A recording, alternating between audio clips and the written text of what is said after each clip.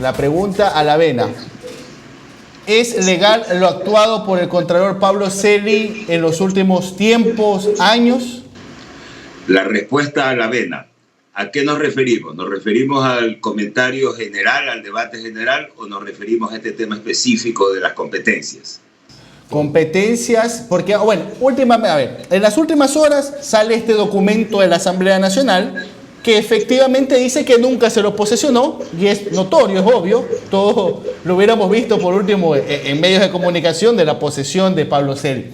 Entonces ahora se alega que como no hubo posesión, que como hubo el señor Poli, ¿cómo es el documento? Subrogante. El subrogante, exacto, que lo eliminaba, que prácticamente lo separaba de la institución. Yo quisiera que nos aclare un poco el panorama. ¿Cuál es la situación de Pablo Celi? Más aún, cuando también hay sectores que indican que el Consejo de Participación Ciudadana Transitorio, del cual usted formó parte, debió en su momento analizar su caso y por último haber convocado un nuevo concurso. ¿Nos podría dar un poquito, aclarar el panorama sobre eso? Claro, a ver, pongamos las cosas en contexto. Cuando el Consejo de Participación Transitorio asume sus funciones, ya había un contralor subrogante conforme a la Ley Orgánica de Contraloría. Ante la renuncia de Poli, que inclusive fue antes de la censura, por el Ministerio de la Ley, si mal no recuerdo es el artículo 33 de la Ley Orgánica de Contraloría, por efecto y por ministerio y por imposición de la ley, el subrogante previamente designado asumía las funciones del principal hasta que se designe al titular. Yo sostengo, y es mi criterio personal, que si el efecto es por el Ministerio de la Ley, que asume la principalía o la titularidad de la función o del órgano, no necesita posesión en la Asamblea. Es lo que yo creo. Primer punto. Segundo punto. Cuando el Consejo de Participación asume sus funciones, repito, ya había un contralor subrogante encargado de la titularidad. Y lo más importante, absolutamente legitimado en su cargo, porque todas las funciones del Estado, toda la administración pública había reconocido la titularidad del contralor Celi. Por lo tanto, no le competía al Consejo de Participación entrar a discutir. Tanto más que en su momento hubo un juicio penal incoado o impulsado por el contralor Celi contra personas que supuestamente, según el contralor Celi, habían usado documentación falsa. Ese juicio penal fue ganado y hay una persona condenada por ese uso de documentación falsa. No quiero entrar al detalle de si rompió el papel, qué papel rompió, el video que circuló por las redes, porque ese no es el punto. El punto es que por un lado estaba legitimado por toda la administración pública, porque todos le habían reconocido la titularidad, y por otro lado, hubo un juicio penal que condenó a una persona, si mal no recuerdo, por uso de documentación falsa. Hasta aquí la primera parte. No sé si lo desvío de la segunda parte de la respuesta a Omar, pero considero que es importante. Pero no quedó flotando por ahí algo como lo he leído y lo he escuchado, que por ejemplo el ex contralor Polit renunció ante la Asamblea cuando no era ante la Asamblea que debía presentar su renuncia, si no entendí mal. No debió haber renunciado ante el transitorio, nunca llegó al transitorio de renuncia. A ver, la renuncia que nos compete a nosotros no, a lo mejor llegó al consejo anterior, pero yo jamás asumí conocimiento de alguna renuncia del contralor Poli, en lo absoluto. Yo y el resto de consejeros, lo que nos encontramos fue ya con un contralor subrogante ejerciendo la titularidad del cargo con absoluto reconocimiento del Estado ecuatoriano. Hay una publicación concretamente de Diario El Universo, lamento no tener aquí a la mano la fecha, en la que el doctor Trujillo, y se tituló así, dijo: hicieron mal al no permitir que nombremos al Contralor. Mi pregunta es, ¿hubo esa intención dentro del transitorio de nombrar? ¿Y por qué no se nombró? ¿Y quién no permitió nombrar al Contralor? Esa es la segunda parte que le iba a contestar en este momento, que le voy a contestar en este momento a Omar. En enero del 2019 ingresa a la Presidencia de la República un proyecto de reformas para transformar la Contraloría General del Estado en un Tribunal de Cuentas. Nosotros acusamos recibo porque la Presidencia nos manda el proyecto y nos pide criterio. el Consejo de Participación, y al menos yo en lo particular, me sumo al proyecto porque me pareció un tema absolutamente interesante, darle juridicidad a la gestión de la Contraloría, transformándola en un tribunal. Y que no dependan las decisiones de Contraloría finalmente de una sola persona, sino armar salas de auditoría, salas de determinación de responsabilidades, etcétera, con juristas y otros funcionarios. La idea me pareció interesante. Tanto caminó la idea que se armó una comisión bipartita, un delegado de la presidencia que, si mal no recuerdo, es el actual secretario Roldán, y un delegado del Consejo que, también, si mal no recuerdo, fue el doctor Pablo Dávila. Entre ambos se armó la comisión bipartita. Acto seguido, ya en mayo del 2019, cuando el Consejo ya entraba a debatir y en efecto debatió sobre la posibilidad de convocar a un concurso de Contraloría, el Consejo resolvió en mayo, y le voy a leer textual lo que dice, porque esto es fundamental. Si usted me permite, en cualquier momento le hago llegar el documento. La resolución del Consejo dice, textual, artículo 2, disponer que el Contralor General del Estado subrogante, el doctor Pablo Celi de la Torre, permanezca en el ejercicio de sus funciones hasta la conclusión del periodo para el que fue elegido el titular, y en tanto decurra el proceso de transformación de la Contraloría General del Estado. ¿Qué significa esto? Esto, en buen romance jurídico, significa que esta resolución tiene una condición resolutoria. ¿De qué depende la permanencia del Contralor y que no se designe un nuevo Contralor?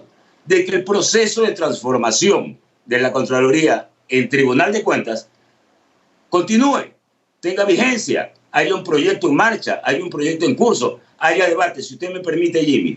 Por lo tanto, la pregunta no es por qué nosotros no convocamos, porque en la resolución estamos diciendo por qué no convocamos. La pregunta es por qué el actual Consejo no ha convocado.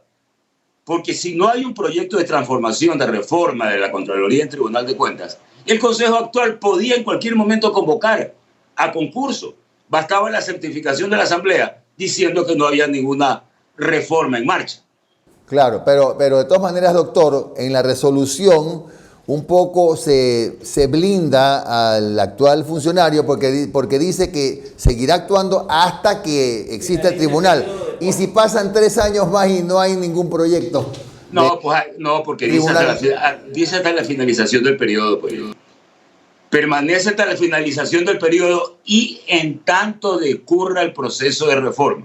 Entonces, según su opinión, el actual Consejo ya podía haber hecho un concurso. Hace rato, Jimmy, hace rato, y no depende, y ojo, le digo algo más, no depende de que la Corte Constitucional de hecho y de derecho blindó las resoluciones del Consejo Extraordinario. ¿Sabe por qué no depende? Porque esta resolución no se cambia, se aplica. Es la misma resolución. Pero ¿no considera que es un poco subjetivo eso de decurrir o que decurra en este proceso de convertir? Porque podría decir el señor Celi, yo me he reunido con ministros, me he reunido con la función judicial y hemos avanzado un poco. No, Omar, y le explico por qué. Un proceso de reforma legal tiene su curso, es un procedimiento reglado. Tiene que ingresar a la Asamblea, tiene que haber debates, tiene que haber calificación del CAL, tiene que haber una serie de cosas. Por lo tanto, no se trata de decir yo me he reunido o no me he reunido. Se trata de que efectivamente, en pleno derecho, exista un proceso de reforma. Entonces, la pregunta que hay que hacer es, uno, ¿hay el proceso de reforma? No, no hay. Ok, ¿por qué el Consejo actual no convoca? ¿O no convocó? Claro, ahora, recorriendo su experiencia, porque eso lo hablábamos en la entrevista anterior, el Contralor del Estado puede hacer lo que ha hecho, es decir, observar la vigencia de 4 movimientos y organizaciones políticas y que ha puesto al Consejo Nacional Electoral en cero alternativas, ¿no? En decir, bueno, analicen, revisen, cotejen firmas, presenten pruebas de cargo y descargo para ver si siguen o no vigentes. En medio de un proceso, ¿es facultad del Contralor? A ver, definitivamente lo que el Contralor ha hecho es una auditoría administrativa, digo yo, con efectos electorales. Pero realmente es un problema de competencias. ¿El Contralor tiene competencia electoral? No, no la tiene. ¿Tiene competencia administrativa? Sí. ¿Qué fue lo que hizo? Una auditoría administrativa. Pero ya el tema de debate, Jimmy, ya para mí se superó. Y le explico por qué. Porque el CNE aceptó la competencia administrativa del Contralor. Tanto la aceptó que ha iniciado un proceso de revisión, ha pedido descargos, ha dado un plazo para los descargos y finalmente va a emitir una resolución. Entonces ya la competencia administrativa del Contralor ya no es debatible. Ya el CNE la aceptó y ahorita, en este momento, es un problema del CNE, ya no es un problema del Contralor, ya es un proceso en marcha administrativo del CNE.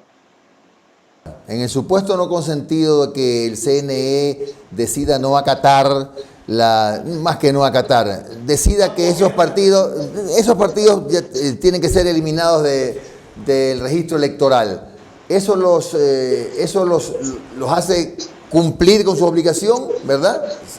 Esa sería lo que se espera en la Contraloría. Es que, a ver, yo no sé lo que se espera en la Contraloría, pero el CNE ya asumió la competencia.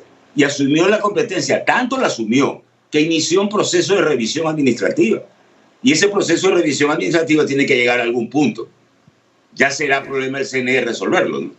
Asimismo, si los 5 consejeros, en el supuesto que se pueden reunir los 5, deciden que los 4 movimientos tienen que seguir en vigencia, estarían desobedeciendo el trabajo, la investigación administrativa de la Contraloría y por lo tanto sujetos a destitución, ¿o no?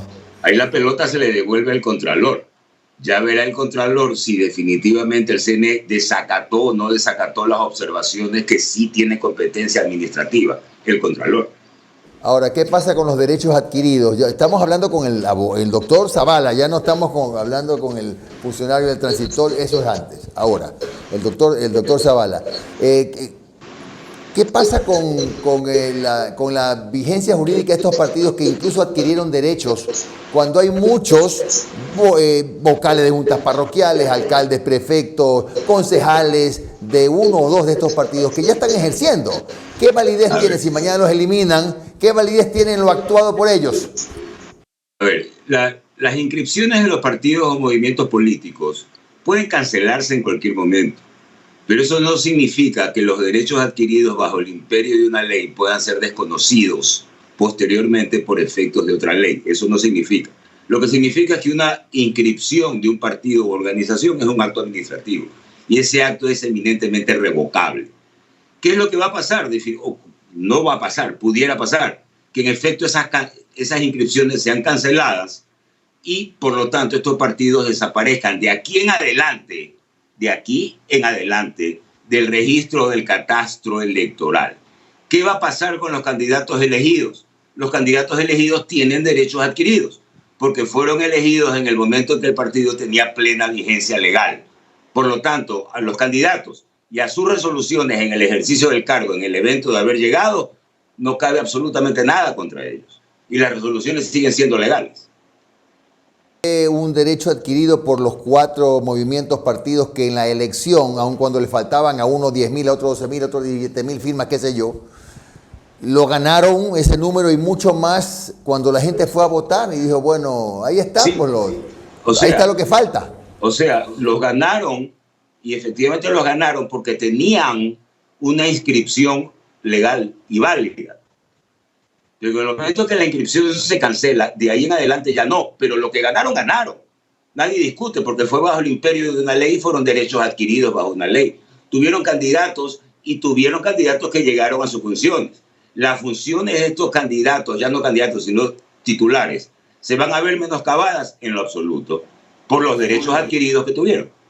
Doctor, cambiando de tema, usted conociendo los procesos legales, las leyes vigentes del país, ¿usted cree que si el proceso del caso Soborno sigue a la velocidad de Usain Bolt, Rafael Correa tendrá posibilidad de inscribirse o no? A ver, una cosa son los tiempos legales y otra cosa son los tiempos reales.